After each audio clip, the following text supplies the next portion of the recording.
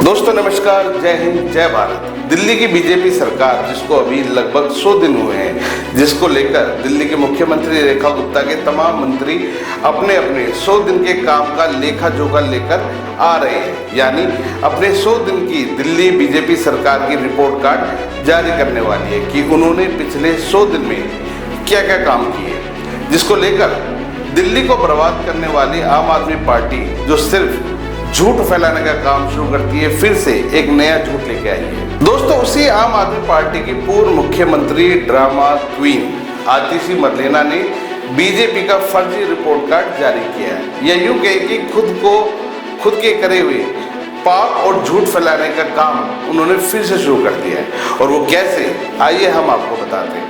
दोस्तों, आतिशी मरलेना ने बीजेपी का रिपोर्ट कार्ड जारी किया है, जिसमें उन्होंने लिखा कि बीजेपी सरकार के टाइम में लंबे लंबे पावर कट लगे, बिजली के दाम बढ़े, प्राइवेट स्कूलों ने फीस बढ़ाई, पानी की सप्लाई में कमी, नल में आ रहा है सीवर का गंदा पानी, गर्मी में AQI 500 के पार पहुंचा, बाबा साहेब और भगत सिंह की तस्वीर हटाई गई, मोहल्ला क्लिनिक बंद करके स्टाफ को बेरोजगार किया और महिलाओं को 2500 रुपये नहीं दिए। सबसे अंत में उन्होंने कहा कि दिल्ली को उजाड़ कर, झुग्गी झोपड़ी को उजाड़ कर दिल्ली के लोगों को बेघर करने का काम किया। और ये तमाम इल्जाम आम आदमी पार्टी की पूर्व मुख्यमंत्री आतिशी मरलेना ने बीजेपी पर लगाए। दोस्तों, परंतु जैसे ही आतिशी ने ये रिपोर्ट कार्ड बीजेपी की सोशल मीडिया पर जारी की, उसके बाद आतिशी मरलेना खुद सोशल मीडिया पर ट्रोल हो गई। यहाँ पर जमकर लोग उनको ट्रोल कर रहे हैं, क्योंकि ये तमाम इल्जाम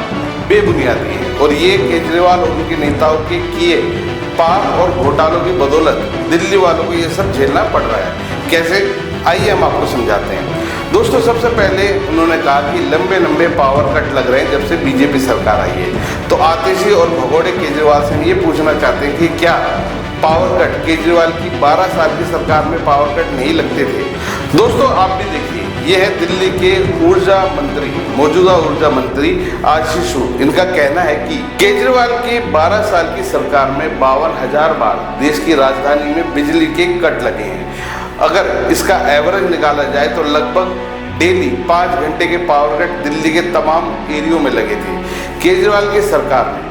और अब भी अगर यकीन ना हो आपको, तो दोस्तों आप लोग गूगल कर सर्च कर सकते हैं। दोस्तों, इन्होंने आगे इल्जाम लगाया कि बिजली के दाम बढ़े, पर इस पर तो हम यही कहेंगे कि सतयुग में अगर कोई लोग झूठ बोलते थे तो उनके ऊपर बिजली गिर जाती थी, परंतु आजकल के युग में झूठ बोलने वाले केजरीवाल की तरह नेता बन जाते हैं। दोस्तों, ये है बिजली के दाम जो केजरीवाल की सरकार के समय में थे, और ये हैं अभी फिलहाल के बिजली के दाम जो दिल्ली में अभी बीजेपी सरकार में मौजूद हैं।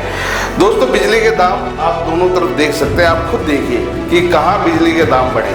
केजरीवाल के समय में जो दाम थे, आज भी दिल्ली में बिजली के वही दाम चल रहे हैं। और कहाँ, मतलब कैसे ये लोग ये दावा कर रहे हैं कि बिजली के दाम बढ़े, जबकि यहाँ स्पष्ट तौर पर दिखता है कि बिजली के दामों में 1 पैसे की भी बढ़ोतरी नहीं की गई है। दोस्तों, आगे इन्होंने इल्जाम लगाया कि प्राइवेट स्कूलों में फीस बढ़ाई गई, स्कूलों ने मनमाने ढंग से स्कूलों में फीस बढ़ाई, जबकि केजरीवाल की सरकार में भी फीस बढ़ाई गई थी। परंतु बीजेपी के एजुकेशन मिनिस्टर आशीष सूद ने बाकायदा प्राइवेट स्कूलों की मनमानी को रोकने के लिए कानून लेकर आए, जिसमें साफ साफ कहा गया कि प्राइवेट स्कूल बिना सरकार की मंजूरी के फीस नहीं बढ़ा सकते हैं, और अगर वो ऐसा करते हैं तो उनके ऊपर 10 लाख रुपए तक का जुर्माना लगाया जा सकता है, जो आपकी सरकार ने कभी नहीं किया। दोस्तों, अगला उन्होंने इल्जाम लगाया कि पानी की सप्लाई में कमी।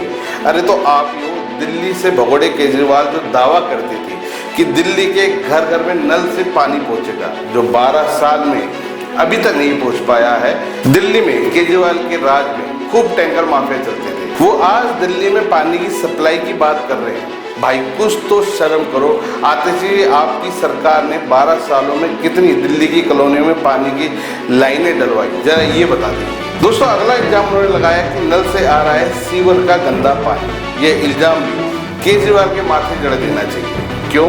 क्योंकि पिछले 12 सालों में केजरीवाल और उनकी सरकार के नेताओं ने सिर्फ घोटाले किए, और इसीलिए दिल्ली के बदहाल पानी की सप्लाई के पाइप जो जगह जगह से डैमेज है, जिसकी वजह से लोगों के घरों में सीवर का गंदा पानी आता है, उनको बदलवाने का टाइम ही नहीं मिला आम आदमी पार्टी के तमाम नेता हुए, क्योंकि तमाम नेता घोटालों में भी हैं। दिल्ली के पानी की पाइपलाइन बहुत पुरानी है जिसको बदलने की ज़रूरत है, परंतु केजरीवाल ने 12 सालों में एक भी पाइपलाइन नहीं बदलवाई और आज अपने पाप बीजेपी पर डाल रहे हैं। दोस्तों आगे वो कहते हैं कि गर्मियों में AQI 500 के पार पहुंचा। ये तो बिल्कुल आम घटना है केजरीवाल सरकार, क्योंकि केजरीवाल सरकार के दिल्ली में आने के बाद प्रदूषण लगातार बढ़ता ही रहा।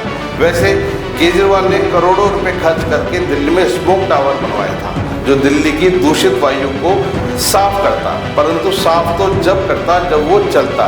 सिर्फ एक ही दिन ये स्मोक टावर चल पाया जिसमें करोड़ों रुपए खर्च किए गए थे इसको बनाने में। ये भी एक बढ़िया ही किस्म का घोटाला शायद केजरीवाल सरकार ने किया है। दोस्तों आगे इनका इल्जाम था कि बाबा साहेब और भगत सिंह की तस्वीर हटाई। वैसे हमें आतिशी और आम जनता से, आप तमाम जनता से पूछना चाहते हैं कि बाबा साहेब की तस्वीर को ऐसे बैरिकेड पर टांग कर सम्मान किस महापुरुष को दिया जाता है। और बात रही तस्वीर हटाने की, तो तुम्हारी इतनी घटिया राजनीति के चलते ही तुम्हें दिल्ली वालों ने चलता कर दिया था, क्योंकि जनता के काम की जगह केजरीवाल और इनके तमाम नेता यही ड्रामा कर रहे थे। मोहल्ला क्लिनिक बंद करके स्टाफ को बेरोजगार किया। अगला इल्जाम इन्होंने बीजेपी पर ये लगाया। तो आतिशी ये बताओ कि ये मोहल्ला क्लिनिक के तमाम कर्मचारी, क्यों मोहल्ला क्लिनिक के कर्मचारी आप लोगों के खिलाफ हो गए थे? खैर आप फिलहाल ये सुनिए और आप इस बात का जवाब दें।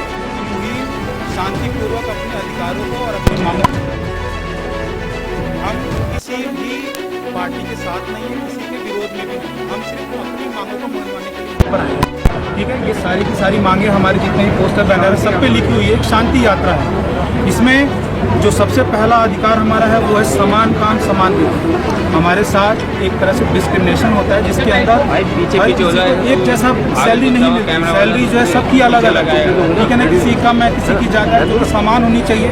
हमारे अधिकार संवैधानिक अधिकार है। दोस्तों ये आगे कहती है कि दिल्ली की महिलाओं को 2500 रुपये महीना नहीं दिया। पहले आप लोग ये बताओ कि पंजाब की महिलाओं को 1000 रुपये महीना क्यों नहीं दिया गया? तुम्हें तो पंजाब में सरकार बनाए 3 साल से भी ऊपर हो गए हैं। क्या हुआ तुम्हारे वादे का? या फिर इसमें भी कोई एक घोटाला करोगे आप लोग? और आगे बात कर रहे हैं ये लोग झुग्गियों की, कि झुग्गियों के लोगों को उजाड़कर उनको बेघर किया गया। दोस्तों झुग्गियों को लेकर अरविंद केजरीवाल खुद फंसते हुए नजर आ रहे हैं, क्योंकि ये लोग दावा करते थे कि दिल्ली में जहाँ झुग्गी है वहीं मकान बनेगा। तो केजरीवाल ने 12 सालों में दिल्ली की कितनी झुग्गी झोपड़ियों के लोगों को पुनर्वास किया, ये हमें बताओ। जबरदस्त रोहिंग्याओं को सिर्फ अपने वोट बैंक के चक्कर में दिल्ली में लाकर बसाया गया। अवैध झोपड़पट्टी बसाई गई। देश की राजधानी में जगह जगह झोपड़पट्टी बसाई गई। और अब जब बीजेपी सरकार इन रोहिंग्याओं को हटाने का काम कर रही है तो इनकी छाती पर सांप लौट रहे हैं। आतिशी जी ये रिपोर्ट कार्ड नहीं, ये आपका हिसाब किताब है। आप लोगों के पापों का हिसाब किताब है, जो पाप आप लोगों ने पिछले 12 साल में किए थे, जिसकी वजह से आज तक दिल्ली के लोग परेशान हैं। तो दोस्तों अगर आप भी चाहते हैं कि दिल्ली को फिर से झूठ की राजधानी नहीं, एक साफ सुथरा और जवाबदेह शहर बनाया जाए, तो इस वीडियो को लाइक करें, कमेंट्स करके बताएं कि आपकी असलियत आपको कैसी लगी। और हाँ, चैनल को सब्सक्राइब करना बिल्कुल ना भूलिए, क्योंकि अगली बार हम आपके सामने लेके आएंगे केजरीवाल के 12 साल के 12 स्कैम। ये एक स्पेशल एपिसोड होगा, तो देखना बिल्कुल ना भूलें और इसकी नोटिफिकेशन के लिए चैनल को सब्सक्राइब जरूर करें। नमस्कार दोस्तों।